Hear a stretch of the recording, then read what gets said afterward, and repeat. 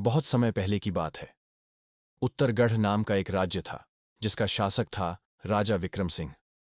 वह साहसी और शक्तिशाली राजा था, लेकिन अत्यंत क्रूर भी।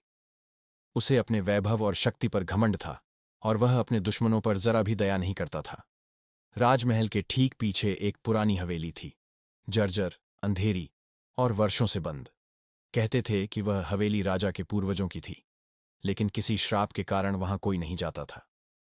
एक रात, शरद पूर्णिमा की, राजा को नींद नहीं आ रही थी। चांदनी बहुत तेज थी, और हवेली की ओर से एक अजीब सी बांसुरी की आवाज आ रही थी, धीमी मगर खींचने वाली। राजा ने पहरेदारों को बुलाया, लेकिन कोई जाने को तैयार नहीं हुआ। गुस्से में आकर राजा ने कहा, मैं स्वयं जाऊंगा, क्या भूत मुझसे डराएगा? हाथ में तलवार लिए वह अकेला हवेली की ओर बढ़ा। दरवाजा झंग से भरा हुआ था, मगर जैसे ही उसने छुआ, खुद ब खुद खुल गया। अंदर घुप अंधेरा था, लेकिन वह चलता गया।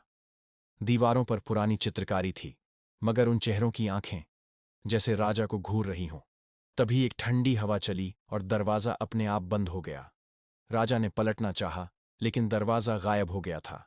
अब वह एक लंबे गलियारे में खड़ा था, जहां दूर एक कमरा रोशनी से जगमगा रहा था।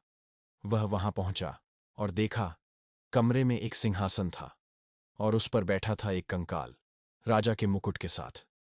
अचानक कंकाल की आंखों में लाल रोशनी जल उठी, और वह बोल पड़ा, राजा विक्रम सिंह, तू भी अब हमारे जैसा बनेगा। शक्ति का घमंड तुझे यहां खींच लाया है। राजा ने तलवार उठाई, लेकिन उसका शरीर जैसे जड़ हो गया।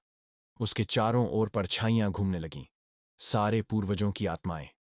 और फिर सब अंधेरा हो गया। अगली सुबह हवेली का दरवाजा फिर से बंद मिला। राजा कभी लौटकर नहीं आया। राज्य में नया राजा चुना गया, लेकिन वह हवेली आज भी वैसी की वैसी है। कभी कभी चांदनी रात में लोग कहते हैं, हवेली की खिड़की से एक परछाई बाहर देख रही होती है, सिर पर मुकुट पहने, आंखों में लाल रोशनी लिए।